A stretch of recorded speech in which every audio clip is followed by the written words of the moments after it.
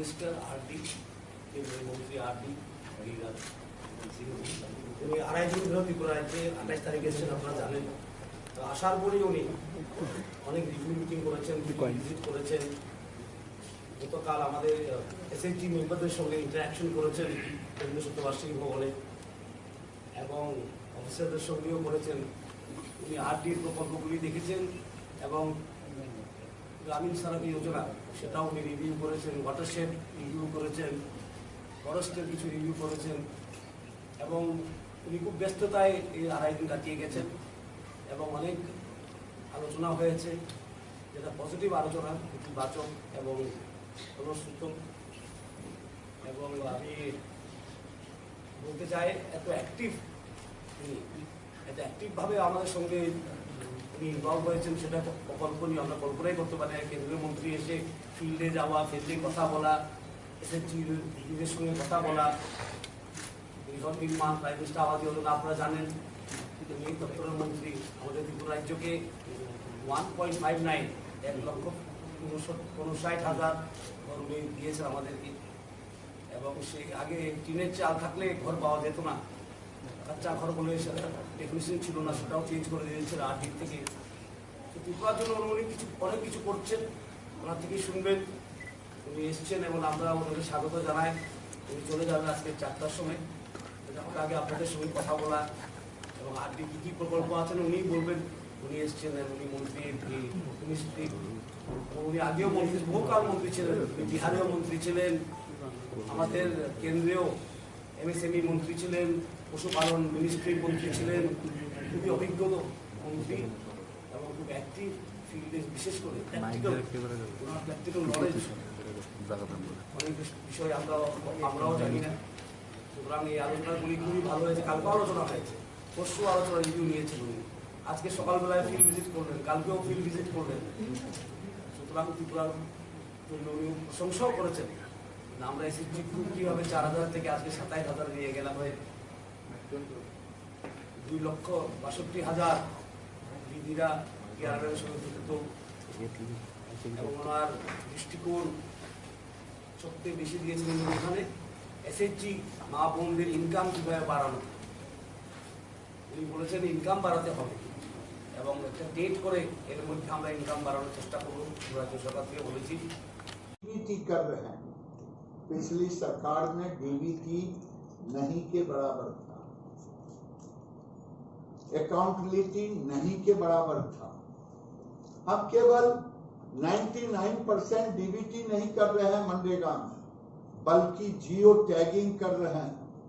Technology को साथ लिया है, केवल टेक्नोलॉजी को साथ नहीं लिया है, बल्कि एसेट क्रिएशन में पिछली सरकार से हम मोर देन 70% अधिक हमने एसेट क्रिएट किया है।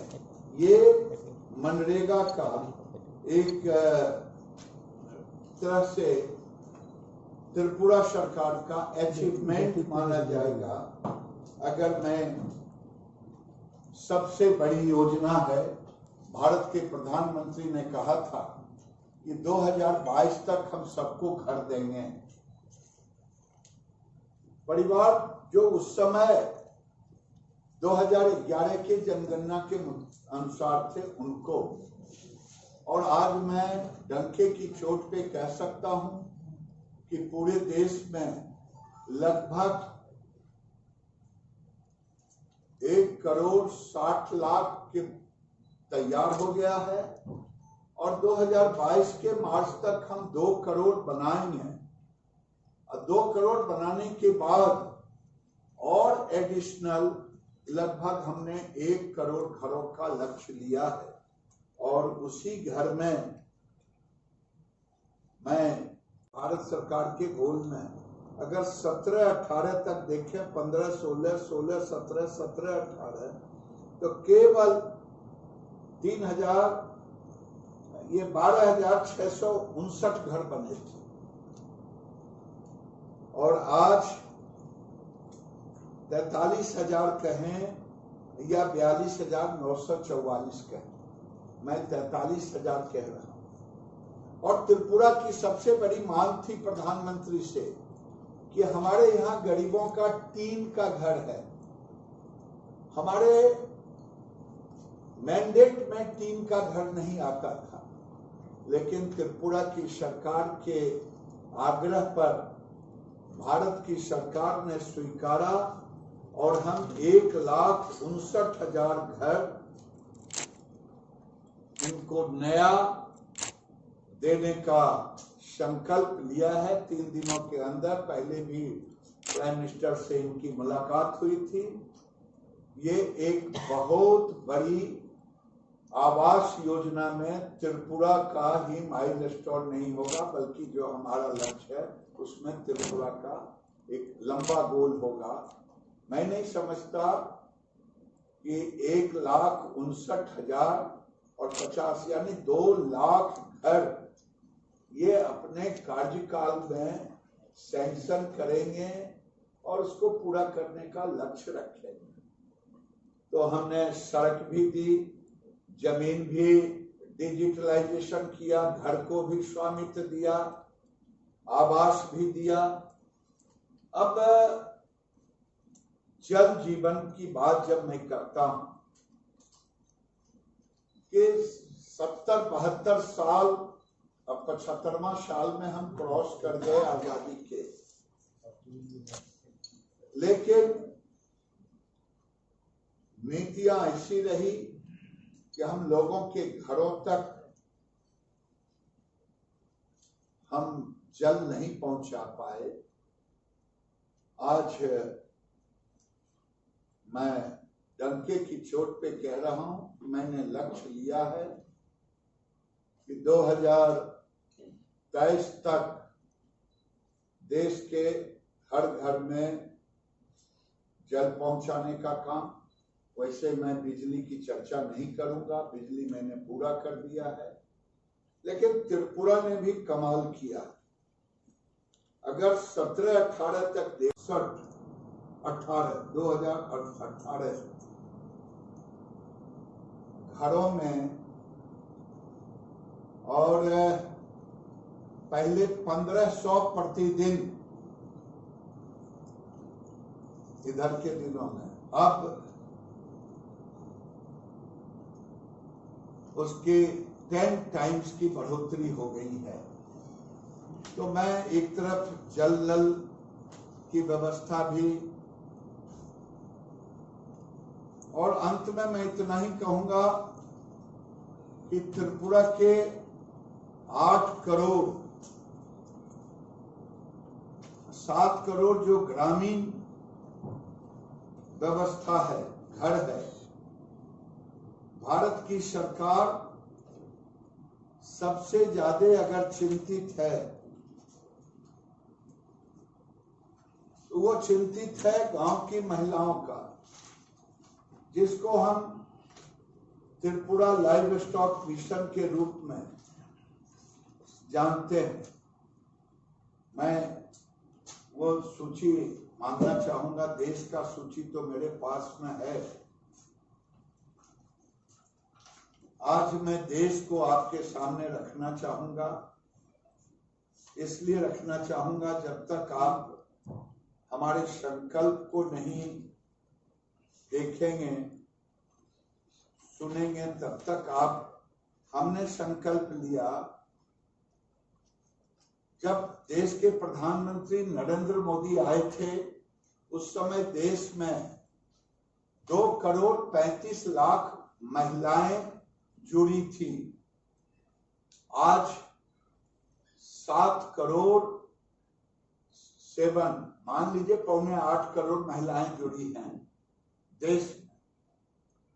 और उस समय जो फिनेंशियल असिस्टेंस था, बैंकों से जो ऋण था, वो बैंक लिंकेज भी कम था, वो मात्र 50,000 करोड़ था भारत में।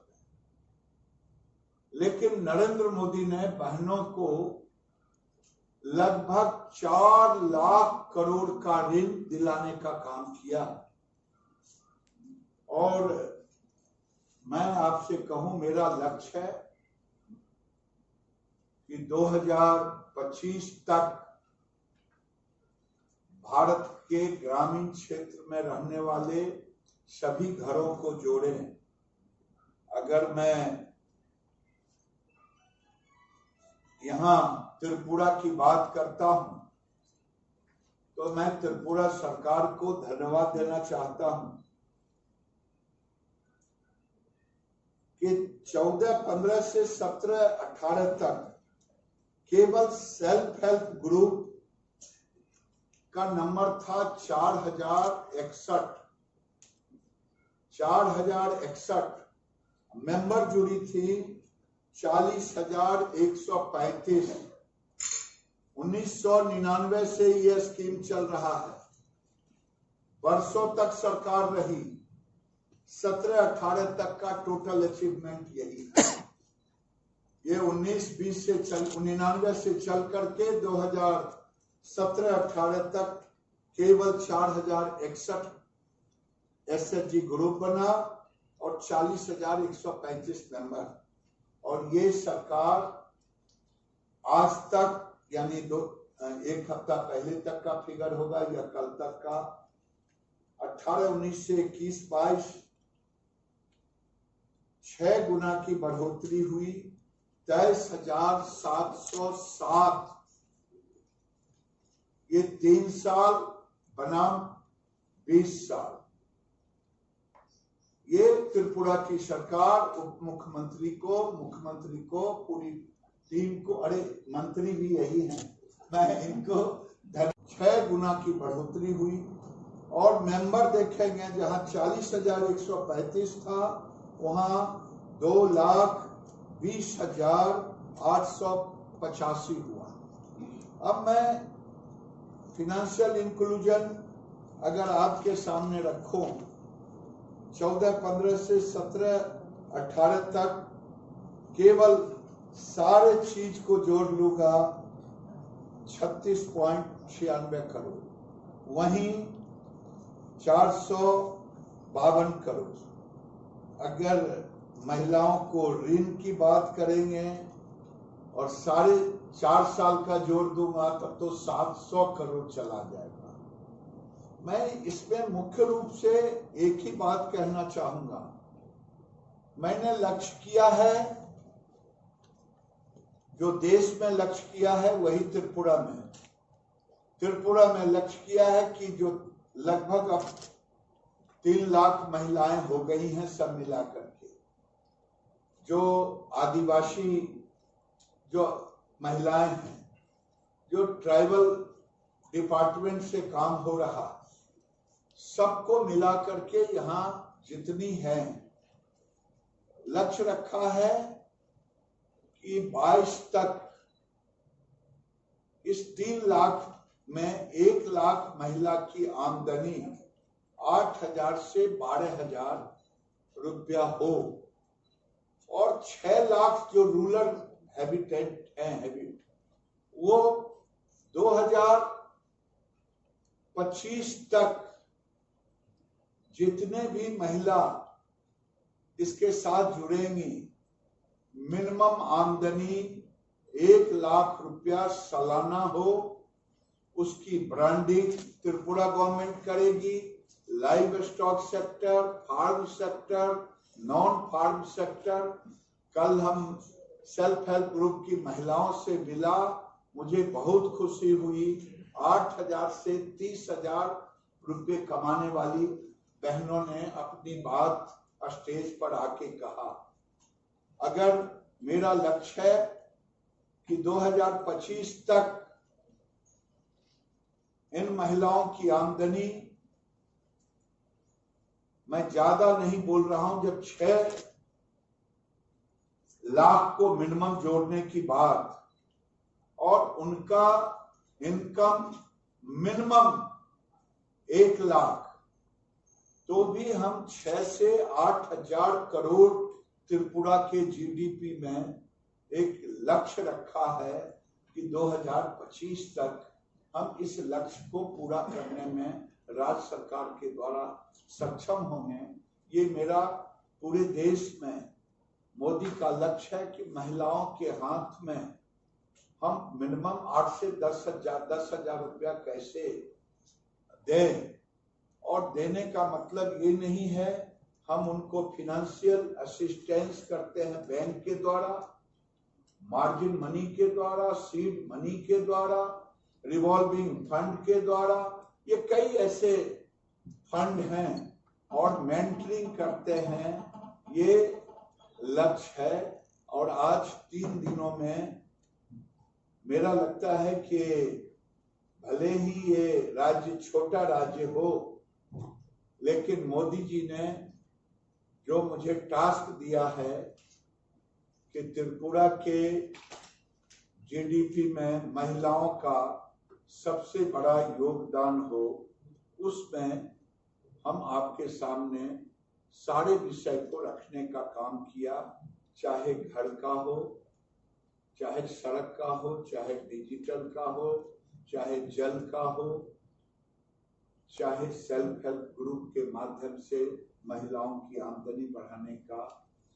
मैं आज 3 दिनों में जो काम राज्य में मोदी जी ने ड्यूटी दी थी, वो मैं मंत्रियों के साथ मिलके आज मैं फॉरेस्ट के साथ रोजगार करूंगा।